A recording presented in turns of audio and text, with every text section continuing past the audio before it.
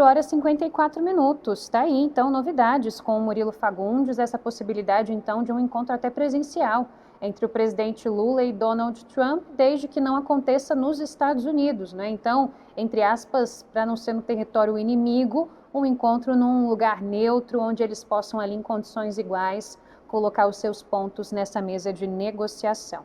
Agora a gente continua por aqui trazendo para você justamente essa informação. O presidente do Supremo Tribunal Federal, ministro Luiz Roberto Barroso, presidiu ontem a sua última sessão, está em clima de despedida da presidência do STF, porque na segunda-feira uma nova gestão toma posse. A gente está falando do ministro Edson Fachin, que vai ser o novo presidente da Suprema Corte. A vice-presidência será do ministro Alexandre de Moraes e a gente está conectado com a Paola Cuenca, também ao vivo de Brasília. Paola, que hoje mais cedo, inclusive, participou de um encontro ali com o ministro Luiz Roberto Barroso, está acompanhando esses últimos momentos dele à frente do STF. Quero te ouvir, Paola, a respeito desses últimos dias, do balanço que está sendo feito dessa gestão do Barroso à frente do Supremo e também do que está por vir a partir da semana que vem. Boa tarde, bem-vinda. Boa tarde para você também, Ari, para quem está nos acompanhando. Pois é, o ministro Luiz Roberto Barroso passou essa última semana toda em clima de despedida. Ontem, aqui em Brasília, inclusive, foi realizada uma festa de despedida de Barroso da presidência do STF, uma festa que foi ofertada por duas instituições ligadas ao mundo judiciário, entre elas a Associação dos Magistrados Brasileiros.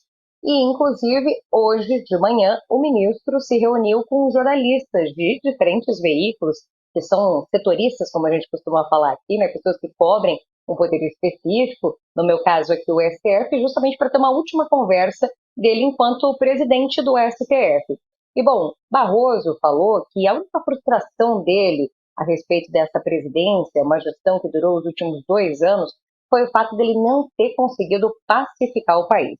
O ministro disse que esperava resgatar uma civilização maior dentro do país, ou seja, baixar a tensão política, social dos últimos anos, mas ele entendeu que os julgamentos ligados à tentativa de golpe de Estado, e daí a gente está falando tanto do julgamento das pessoas envolvidas nas depredações de 8 de janeiro, quanto a trama golpista, e daí vai pegar o ex-presidente Jair Bolsonaro, aliados, militares, enfim, que esses julgamentos, eles dificultaram esse projeto de pacificação. Porque, nas palavras do ministro, abre aspas, quem teme ser preso quer briga.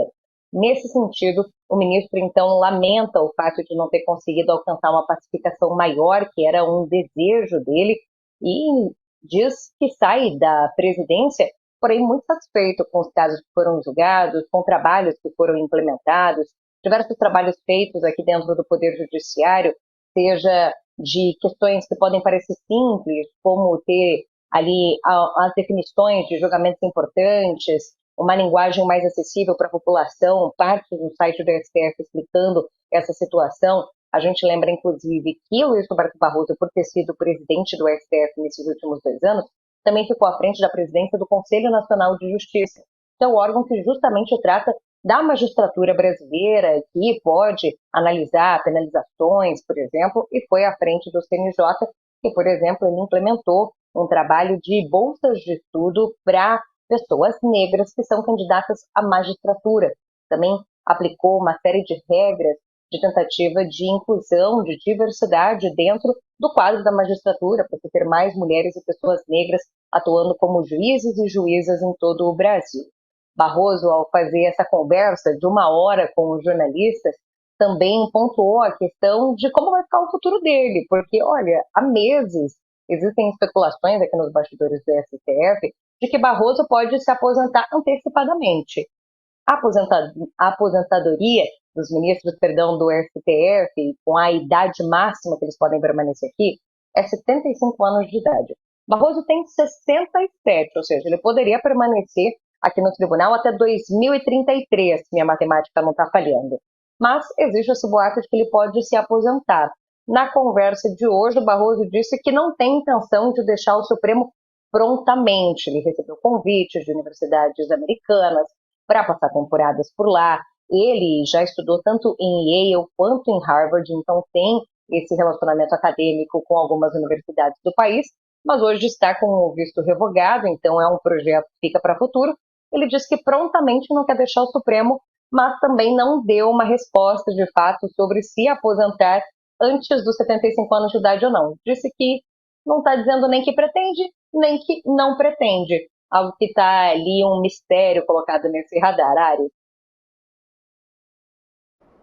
É quase um vou ver e te aviso, né, Paula? Todo mundo em cima dele sempre fazendo essa pergunta e ele, quando eu decidir, eu te falo, vou ver e te aviso. Agora, deixa eu te perguntar mais uma coisa, aproveitando a sua participação com a gente. São ministros com posturas e perfis bem diferentes, né? O Barroso e o Fachin, que é o futuro novo presidente do Supremo, que assume na segunda-feira. Você acha que a gente vai ter gestões diferentes e distintas em quais pontos principais? A gente deve ter um presidente que talvez fale menos, apareça menos, se mostre mais reservado, que é o que a gente costuma ter quando a gente olha para o Fachin, ou você imagina que talvez eles se equiparem em alguns pontos? Com certeza, uma presidência, um presidente mais reservado do que Barroso, nesse sentido de dar falas à imprensa, de ter essas participações em alguns outros eventos de maior exposição, porque, de fato, o ministro Luiz Edson Fachin ele tem um perfil mais acadêmico, um perfil mais fechado, de fato, dessa questão do juiz ter a principal manifestação ali nos autos dos processos, mas a gente tem que entender que o ministro Luiz Edson Fachin ainda assim é um ministro que em outros momentos da história, tanto do STF quanto do TSE, já mostrou que não é por ser mais reservado que é um ministro que não tem uma postura firme diante de desafios que são impostos.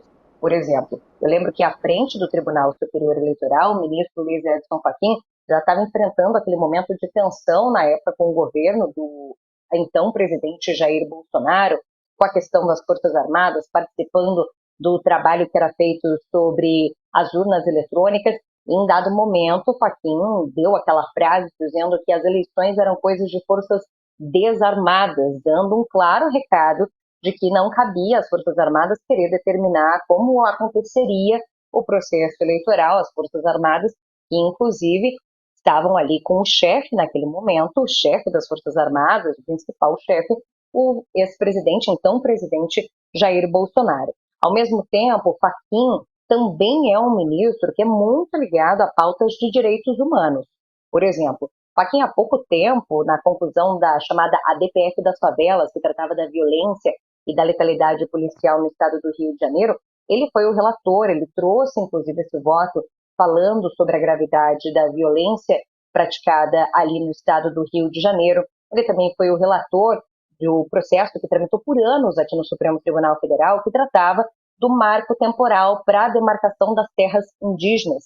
Já tinha esse voto pela inconstitucionalidade de uma ideia de que haveria esse marco de 1988 para se ter a definição da demarcação das terras indígenas. Foi também um voto do ministro Fachin, que foi contra a manutenção das revistas íntimas para visitantes em presídios. Então, é um ministro que também tem posturas ligadas a direitos humanos, isso é uma proximidade com o Luiz Roberto Barroso, um ministro que hoje mesmo até repetiu para jornalistas que ele tem um entendimento de que a Constituição Federal tem uma visão progressista, então as posturas dele, Barroso, acabam tendendo para decisões, interpretações progressistas da Constituição. Então, eles têm essa proximidade a respeito de uma ligação com pautas de direitos humanos, tanto é que Fachin, nessa questão de ser reservado, mas nem por isso não ter uma postura firme, nem por isso não enfrentar temas que são polêmicos, já estabeleceu a pauta de julgamentos ali para a primeira semana dele à frente da presidência do STF, e o primeiro item que consta na pauta é um projeto que debate a uberização, se existe vínculo trabalhista entre aqueles entregadores de aplicativo e as empresas justamente que são dos aplicativos, ou seja, um julgamento de impacto econômico, impacto social muito grande, e ele já colocou como primeiro item da pauta a ser debatido. Então, por mais que seja reservado, não acredito que isso signifique que a gente vai ter pelos próximos meses um Supremo que também não vai ter, que são complexas, que são polêmicas e que vão afetar de fato toda a população. Tá aí, 5 horas, 4 minutos. A gente conversou ao vivo com a Paola Cuenca, direto de Brasília. que hoje esteve com o presidente do Supremo Tribunal Federal, ministro Luiz Roberto Barroso, nessa despedida dele, e já nos adiantando um pouco do que a gente pode esperar do novo presidente da Corte, ministro Edson Fachin. Paola, obrigada pelas informações, uma boa tarde e bom quase comecinho de noite aí para você. Para nós, até mais.